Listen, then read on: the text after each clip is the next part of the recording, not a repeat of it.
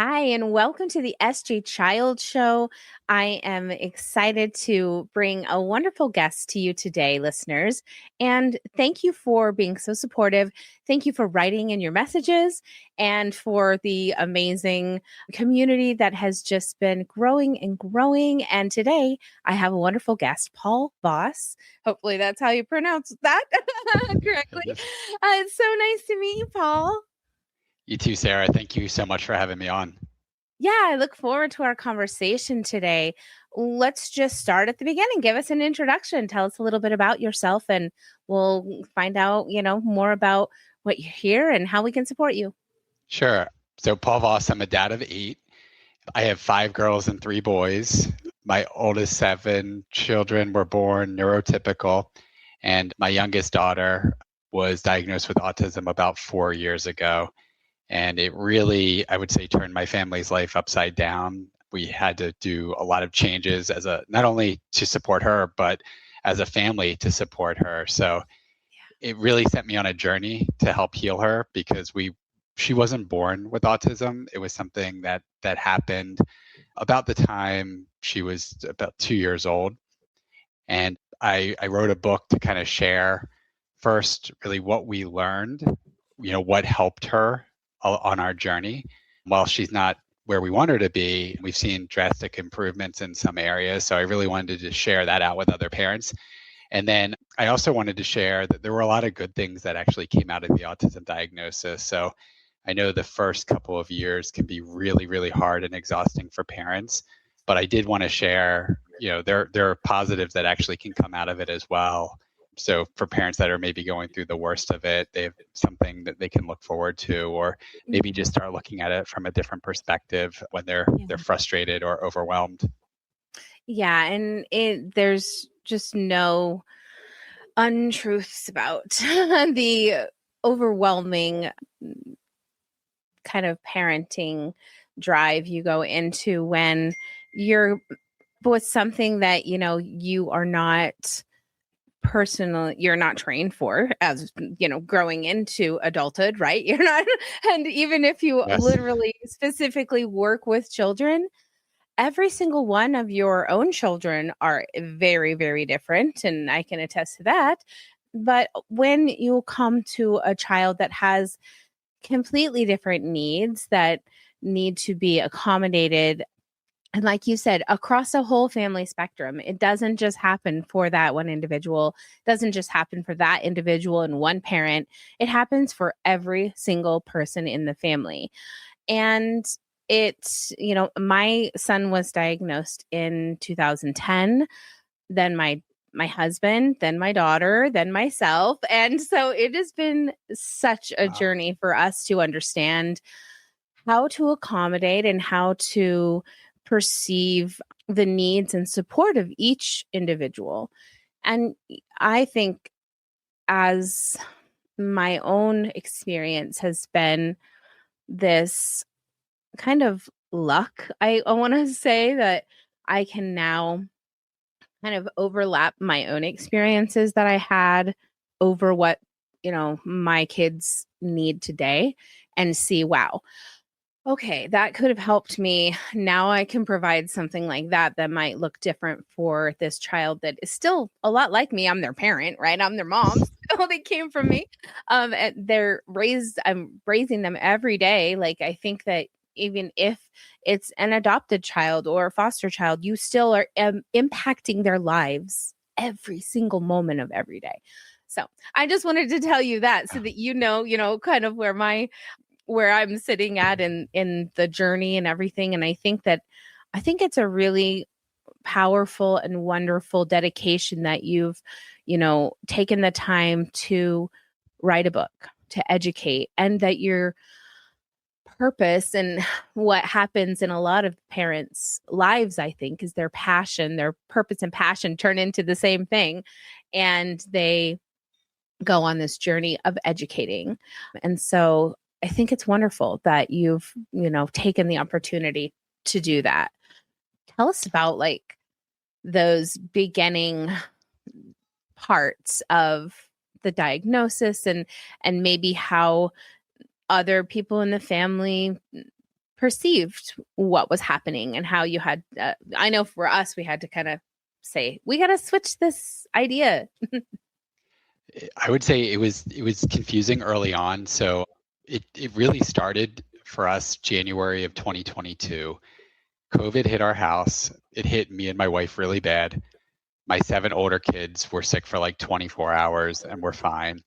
But my youngest, we noticed she stopped sleeping and we thought it was due to COVID. So she wouldn't fall asleep. If we could get her to fall asleep, it would be 10, 11, 12 at night.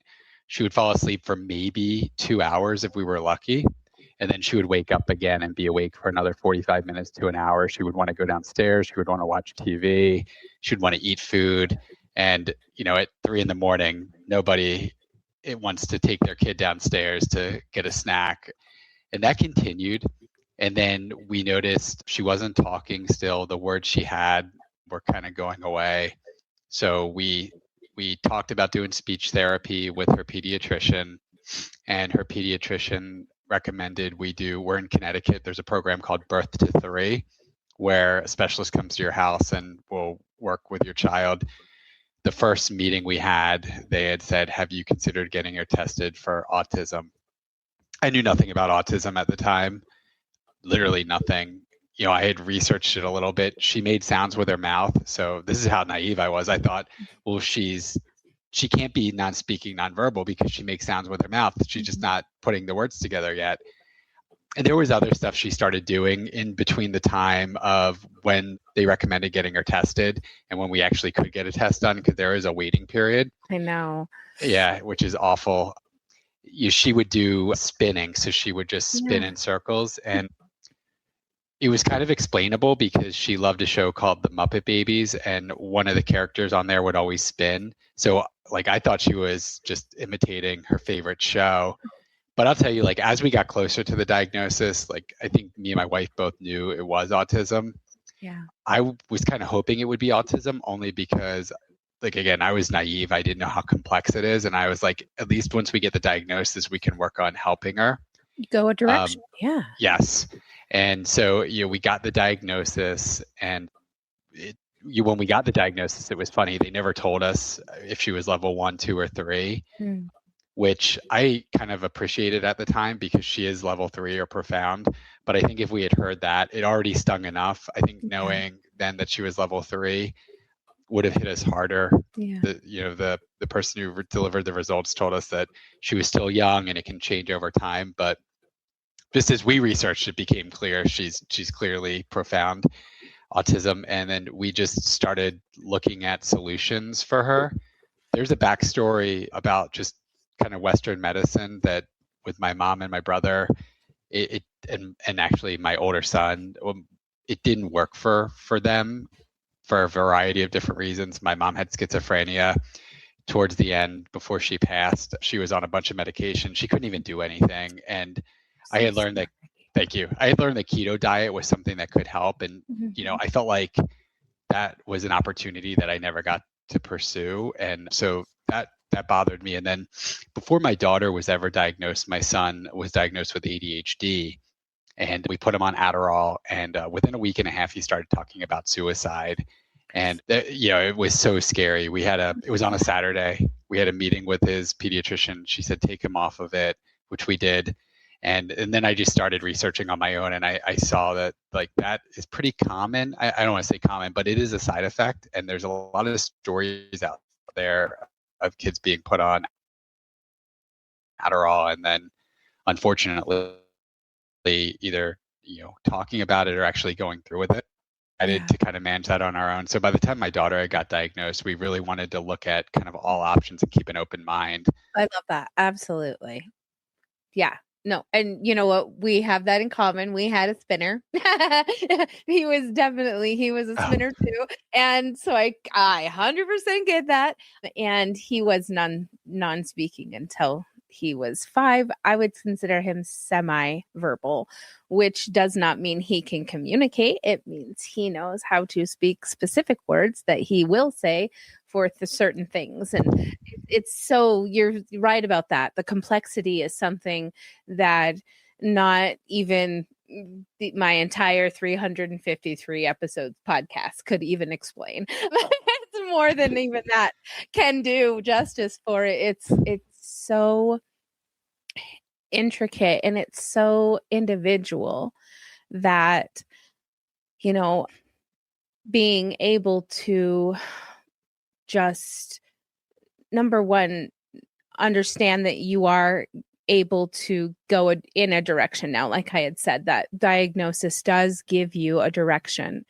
And there are two sides that I think everyone that is a listener probably already, you know, is autistic, has been through a diagnosis, or if they are a brand new listener, then I want to talk a little bit about kind of deciphering the feelings of what parents go through. And this is why I want to give you a preface this why. Because once I interviewed an individual who said that every time his parents would tell people how much they grieved, it hurt him inside. And it made him feel like he had caused this grief for them. And so I really, really share with parents to be so genuinely careful about all of the language you use around your children all the time. We already should be cognizant of those things, but there's also not, you cannot take away that there is this yearning for that you don't understand what journey you are going towards. You are looking for the same experience you had. You know what that was. That was something you already have. You can go that route. But when you're faced with something you don't know, well, of course, there is going to be a level of fear and a level of just complete, kind of lack of not knowing where to go.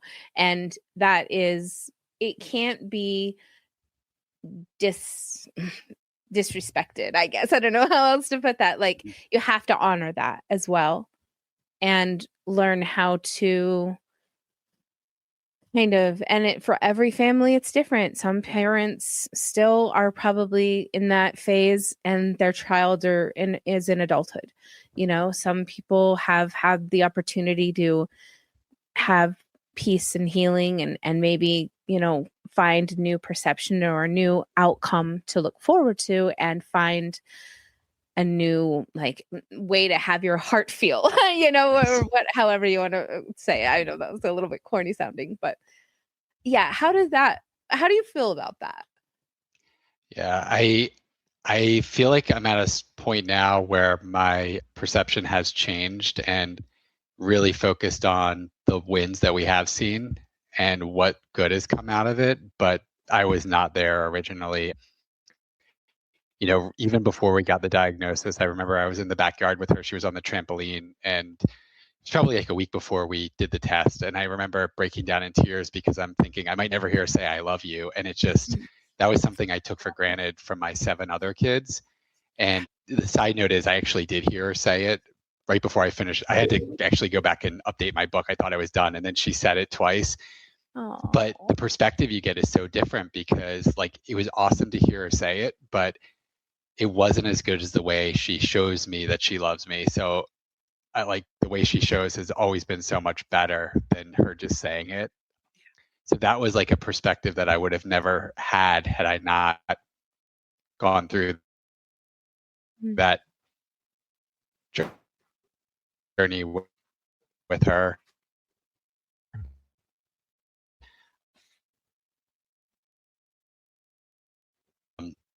I'm still scared about how she'll be treated by others. 100%. I was running up and down on a neighbor's yard, and they came out to my wife and they said, "Can you keep her off our yard?" And my wife was like, "Oh, I'm trying. She has autism." And they just said, "Just keep her off our yard."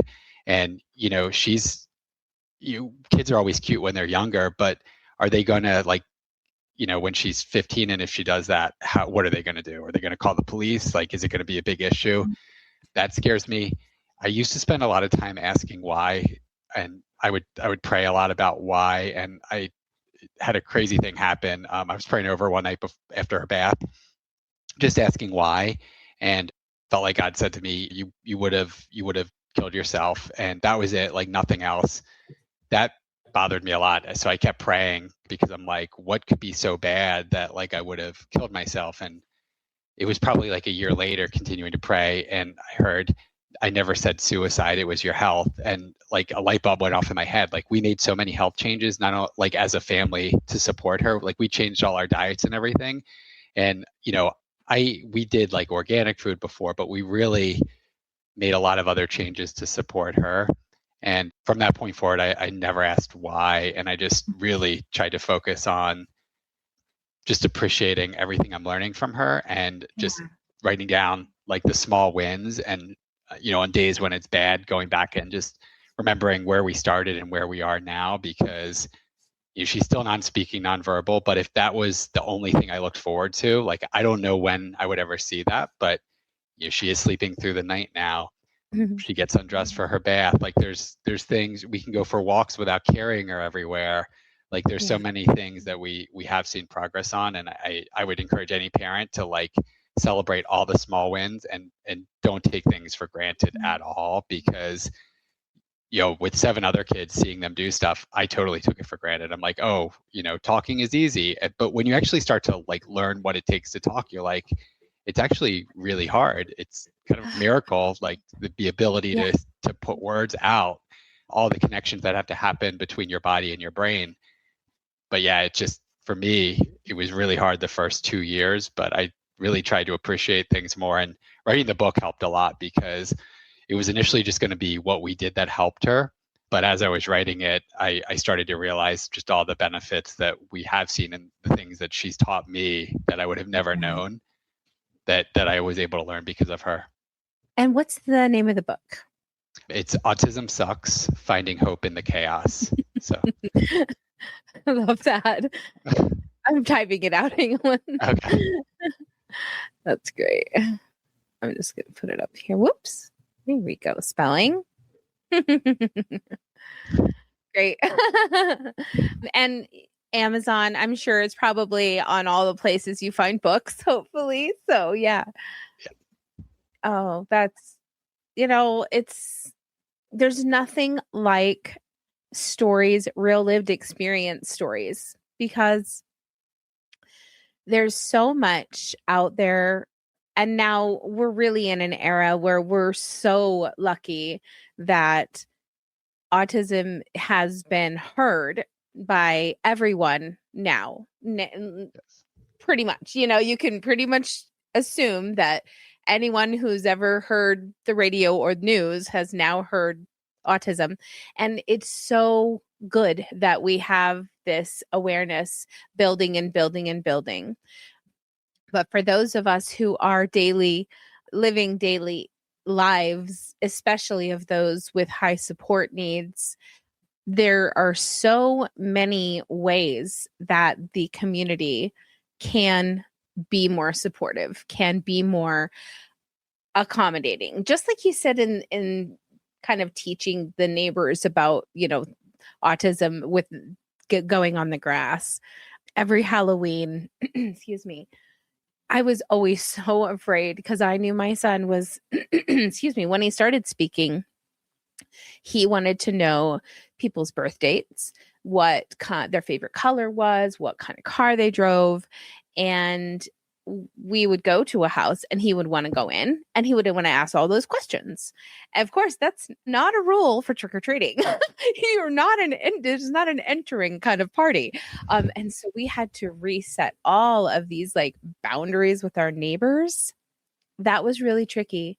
And we actually started, I realized, oh my gosh, I have to help this, because sometimes they would be like, why are you asking us questions? Or they would bark at us and they would get so mad. And I would just end up crying all Halloween night that, I couldn't have this regular experience with my kid and my other kiddos who were having the regular experience. And so I one year put a sticker on his costume that said, I have autism, please be kind. And I am not kidding, Paul. From then on, all of the neighbors got down on his level. They were like, didn't they didn't respond the same. They responded with so much more compassion. And I've done it every Halloween since. Every Halloween I just do the same thing. And now, of course, we've been here for 15 years and they know who we are, the ones who still live here. And it's a much better experience. And last year we made it 2 to 4 blocks further than we ever had before. And so, like you said, you celebrate the little wins, the small things that, my kid is 16 and we finally made 2 blocks further than the last 10 years we've tried. So yay. But whatever. Oh, it's crazy. Oh my goodness. Yeah. So what are your next steps? What's next on the horizon for you? Yeah, it's really for me, with the book, just sharing again what we did, where we saw kind of immediate impact. I think most autism parents of children on the spectrum probably have done a ton of things where they didn't see a benefit. So I purposely didn't want to focus on like what we did where we didn't either see an immediate benefit or maybe it was a longer term benefit. But I want to just keep sharing that information out with others, really help the newly diagnosed parents. When I wrote the book, it was really the first thing, again, I wanted to share what helped, but thinking about the parent of a newly diagnosed child that maybe isn't getting sleep, just things they could try at home to maybe help to fix that. And then, it's still focused on my daughter, where, like I said, we're still not where we hope to be by now. She's still non-speaking, nonverbal, and still struggles with like self-care, like getting dressed and everything, brushing her teeth. So those are still that's still my biggest focus too, is just kind of helping her and, any way we can to develop the skills she needs. How old is she now? She's 6. She just turned 6 in March. Oh yeah. Well, that's about right where it sounds like my kiddo was. I think, interesting journeys that we are choosing to go on. I don't know. Right? Sometimes you're just like, what was this again? But no, I learned so much in how to follow as a parent rather than try to control or lead. That was one huge thing and for us, the interesting kind of, I guess, contrast is that he's my middle child. So my oldest is in her 20s. He's 16. And then he has a little sister that's 14. And she was the one who was speaking full sentences and doing all of these things before he ever was. And so that idea of just like not taking for granted the first words or those first, connections really that you get with that child. Yeah, it's unbelievable. It really is. And there's so much that I just want to touch on. There's so much, yes, but I want to touch on siblings, because I think that siblings are such an important part of helping the individual, helping each other, and helping parents. What does that look like now for your family? It's gotten a lot better. So my youngest, May, like early on, when she would get frustrated, she would bite or pull hair, and her siblings didn't always understand that. They thought, like, why is she being mean? And so we'd have to explain to them, like, it might not be you, it could be something else going on around her. She's frustrated, she can't communicate it verbally, so she doesn't mean it when she does it to you. She still loves you. She's gotten way better with like just spending time with them, but I'll tell you, like, she's made them better people too, and like just more caring individuals. My 4th grade daughter, last year, we got a note home from the school that she was purposely becoming friends with special needs kids in younger grades. I love that. And yeah, it was like such a cool note to get. And like, I would love to think that she would have done that no matter what, but I definitely don't think she would have. So you're seeing those types of things and just the way they care about her and like love her. It's been so so cool to see as a parent, just the way they care about her. And then, seeing it kind of play out in outside of the house into school and other places has been awesome. Sorry, I'm such a crybaby. I love that. No, it's just like, it's so meaningful. And our oldest moved out of the house, so those experiences haven't been the same on that end. But for his sister, she's always been his big little sister, always just like the motherly. It's amazing. It's amazing what caring for another individual can help shape, like, the real fortitude of a person. Sorry. It's just so beautiful. Thank you so much for sharing this with us today, because it's so important that people really understand that, like, every individual that comes into this world, deserves value and worth and dignity, not based on anything that they bring to the table, but just because they're here. And sometimes, and I'm going to share some thing, like a page with you later, so that you can go and just learn about this one individual who is now a speller, and his whole life has been non-speaking, but in the last year, I guess he's learned how to do the spelling, and he's revealed his whole life. Wow. And I think that you'll really just have the chance to appreciate how much that means. So I want to share that with you later. Betsy, I'll just share her name. I love her. Betsy on the Go. If anyone is interested in looking for her on Instagram or TikTok or wherever, all the things, Betsy on the Go is her page. But I think that we really are faced with kind of changing the way you and I are taking upon ourselves the opportunity to go out and really teach people that all the things that they have always learned about society, they could be perceived differently through the eyes of someone who is like our children, or like us, or like their siblings, and how much more they can bring together a community rather than, isolate. And there's just so much work to be done. Yes. So much work to be done. But you can start, listeners, by going to look for Autism Sucks, Finding Hope in the Chaos.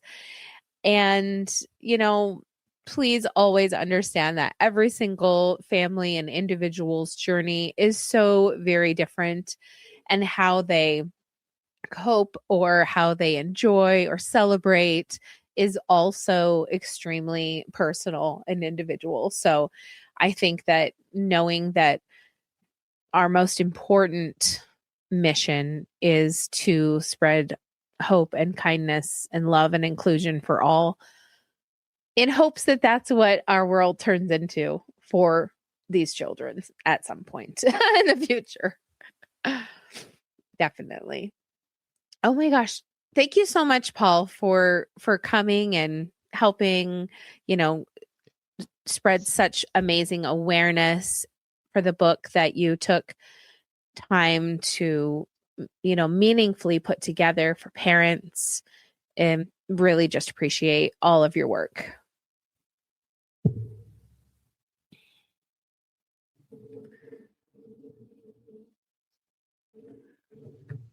Oh, the internet. Give us 1 second. I think we're hopefully, there we go. I see movement now. This internet can't be trusted, Paul.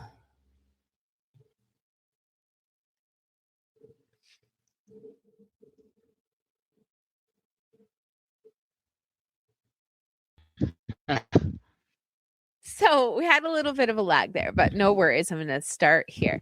So, thank you so much for bringing us this amazing work that you're doing, and for how, how meaningful it is that you took your passion and put it into purpose for the world to have a better outlook and a better perception for themselves. So thank you so much. Yeah, thank you. Yeah, I just really wanted to help other parents that may be struggling. So that was my goal. Like if I could help one parent maybe get some extra sleep, like that was really the goal. Yeah, absolutely. And I'd love to have you back on, maybe we'll talk about maybe some more of the health things that, the things that changed and the things that worked for you personally. You don't have to prescribe as a pediatrician or a doctor, but just the anecdotal, experiences are wonderful. Tell us your socials. Where can we find you? Sure. The easiest way, I have a website, autismsucks.org, that has a link to the book and then a link to my Instagram. I also have a blog on there. And then on Instagram, it's at Paul, and then it's V, but it's the number 055 to spell Voss. There was another Paul Voss, I guess, on Instagram. So right. I love that. Creative. Very good. Very good. Well, it's been so fun to get to know you, and please get a hold of me if you have things that come up in the future, or if you'd like to come back on the show and talk more about, things. I'd love to have you back on and just continue this amazing conversation. Great. Yeah. Thank you so much for having me. Would love to come back on. Great. It's so nice to get to know you, and I look forward to staying in touch. Awesome. Thank you. Empowering voices, meaningful resources, stronger connections. Be a part of it. This is the Neurodivergent Resource Podcast. Join us.